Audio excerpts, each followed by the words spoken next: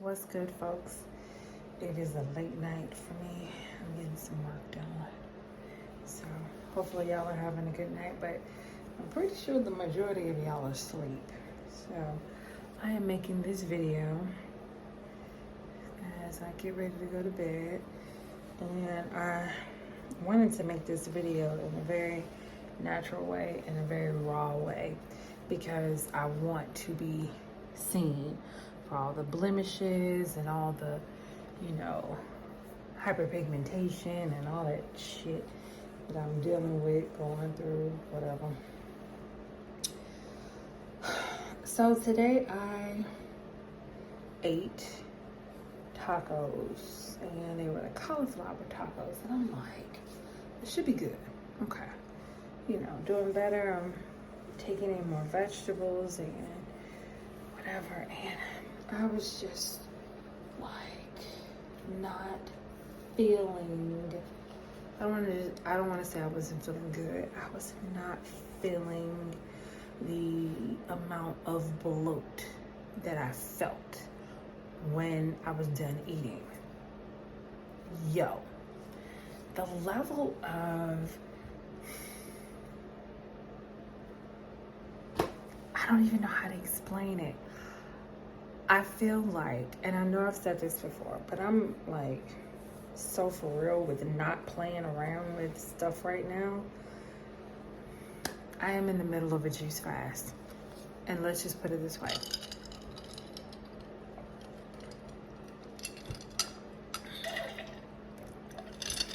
I've been drinking water like crazy for the past couple hours. And it is the only thing that is making me feel good. My body is saying, you are tired of eating crap. I am sick of eating junk, sweets, meat, just you name it. I am so over all of this. Like, it's been years. I've been back and forth, and this bloat in the middle of me will not go away. I saw a video today, and I'll end it with this, and I'm just gonna call it a night. She was saying, in order for you to change something, you gotta change something.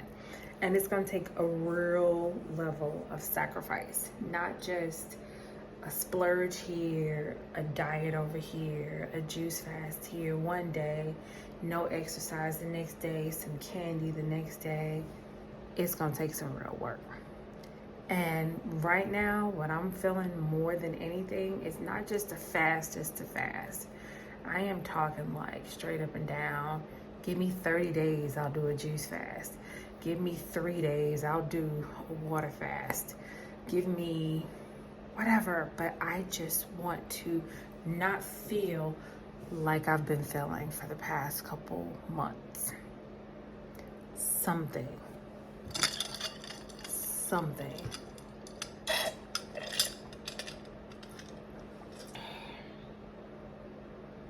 I want different. And that's it. There's no explanation to it. There's no rhyme or reason to it. I don't want to feel like this anymore. I just don't. I've been doing the exercising. I've been doing everything that has been needed of me, except for doing the real work. Now, here's one last thing I'm gonna leave you guys with. So it was another lady. I loved her blog. Boy, I loved her YouTube channel. And she was talking about not only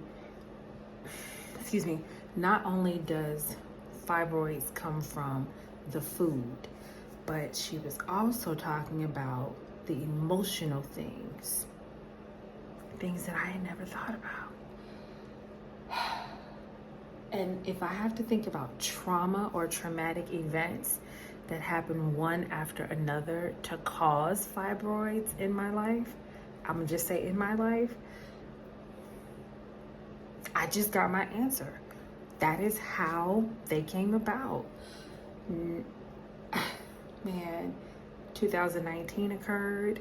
It was a wild year. I stopped eating turmeric because if you do not know, turmeric. I don't know if it's the powder form. I don't know if it's the actual root. Don't quote me on it. But I do know turmeric absorbs about 90% of your iron. I didn't know that, and I was ingesting turmeric like crazy. So I became anemic because of it. Y'all check it out. Do your own research. It's on you. That was one major event. So I had to start taking iron supplements, and I had to start, making sure that I was eating more greens and things of that nature. The second event, the pandemic, happened a couple months later. And now we're locked in the house and we can't go anywhere, and we're not knowing what this new disease is and what is going on. And we have a freezer filled with frozen food in our house. I don't do a lot of frozen food, processed food. I'm talking everything from egg rolls to frozen, turkey patties and French fries. At one point, we were going in. Like, we would go to the grocery store and I would spend like $200 on groceries, and my partner would spend like $100 on groceries. It was insane. We were eating candy like nobody's business. It was crazy. And yeah, so that was a large intake of fast food. I'm talking a large intake of processed food. Everything was frozen. Everything was bagged because we didn't know, anything. And we were using candles. Oh my goodness. We were so in love with those Bath and Body Works candles. Little did I know they were causing little did I know the candles were hormone disturbers. Oh, I would have that candle burning all day long while I was teaching online and everything. Man, as I'm thinking about it, it was some good days. But I realized once I got out of the pandemic, one person said to me, one student, I think he was just being a butthole though. Anyway, one student said to me, Ms. Robinson, you let yourself go. I look back at a picture. I let myself go. And I remember stepping on the scale during that time period. I was at like 255 and whatnot or whatever. It was a mess. So that was the next traumatic event. I'm gonna back up even further because it's one thing y'all didn't know. In 2016, I broke up in 2016, I removed myself from a long-term relationship. And I'm not gonna even call it a relationship, I'll call it a situationship, because at that point in time that person left, it was a roommate situation. Like, that was all it was for years beforehand anyway. All we were was roommates. Anyway, so 2016, long-term relationship ended. Never dealt with those feelings, never talked about it, pretended like that person didn't even exist. I wanted to forget all about it and didn't talk to family about it. Every once in a while, I would have a moment and I would just cry it out, and I kept living life is what I did. That's exactly what I did. So I went from that event to a traumatic event such as me being anemic. And then I went from being anemic to eating nothing but processed food because here's the pandemic. And so we're locked in the house and we're not getting fresh air, and I wasn't walking or doing my usual exercises. I tried to, but it was, I would eat, clean up in the morning, work, and I would work until like 9 p.m. every night. Oh my God, even on Saturday and Sunday, y'all. And we went from the pandemic to the middle of the pandemic. I lost my father. My dad did not die from COVID or anything. He passed away from cancer. And then I didn't go to the funeral. I could not stand to even think of seeing my dad in a casket, and it hurt so bad. But yet again, something else I did not talk about. I didn't want to talk about. I didn't want to acknowledge that it had happened. I did not want it to be true. I didn't. And so I bottled up all my feelings. And guess what I did? The same day my dad passed away, I went to work. I know people who will take off for their birthday, and I didn't even take off and process and grieve and allow my system to react to what was going on in my life. My mother called me while I was online at work. Actually, that was our first day at work. We were virtual, and we were, the summer break was over, and my mother called me maybe an hour or so after we got into the faculty meeting, and she let me know my dad passed away. I called my principal, and I let her know what happened, and I kept working. Crazy as it is, I kept working. Like nothing had happened. So another traumatic event, just traumatic event, one after another. Me not dealing with it, me not going to see a therapist, me not talking this shit out, me not expressing how I felt, wanting to scream, wanting to run, wanting to cry. And a lot of my feelings stay bottled in. And if you ask me, I think the majority of the fibroids that I am dealing with now have a lot to do with the trauma and have a lot to do with the thoughts, the feelings, and emotions that I never talked about, that I never let go, that I consistently kept burying until it buried into my uterus.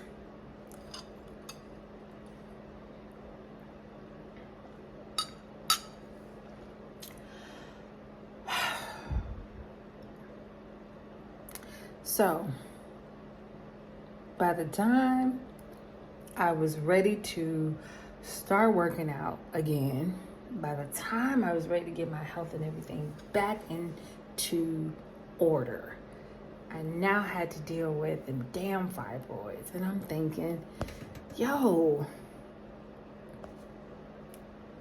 But I do have to say this. I am thankful for the farmer's market food, that I am able to find things like soursop. I'm able to find things like jackfruit and cantaloupe and, fresh organic apples and things of that nature. I am very grateful for those things. I'm grateful for information, me being able to research information and find different natural ways to deal with my emotions and the fibroids that I'm dealing with and trying to get rid of naturally. I'm not a doctor. This is not basically a medical blog or vlog or anything of that nature. This is just my story. And one day I might come on here and go through each of those detailed traumas. And the biggest trauma being, my dad's death. And I think I've talked about that more to people. I'm starting to open up a little bit more and understanding that it happened. And I just have gotten to a point where I'm able to talk about it. I finally went to the gravesite and I just about lost it. Like, literally just lost it and couldn't, I was inconsolable, just, but I haven't dealt with the ex in that situation. I haven't talked out my feelings and my thoughts. I haven't screamed it out. How much time did I lose? How much of my youth did I lose? How much money did I lose dealing with people like that or whatever, I'm not here as a counselor, but I am here to basically tell you my mistakes so you don't make them. And if you are definitely somebody that is younger than 30, or if you are in your 20s, baby, live your life.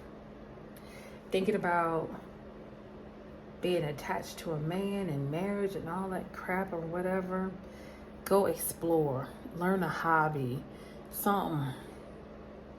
There are some people who do well getting married early, so that's why I said I'm not a counselor, because I can't sit here and say one thing or another. It is what it is. But I can say, live your life. Because if I had my 20s back again, number one, I would have never dated him. Number two, I would have I would have gone to graduate school earlier. I would have, and been done with it earlier. And number three, I would be a whole hell of a lot happier. Good night, y'all.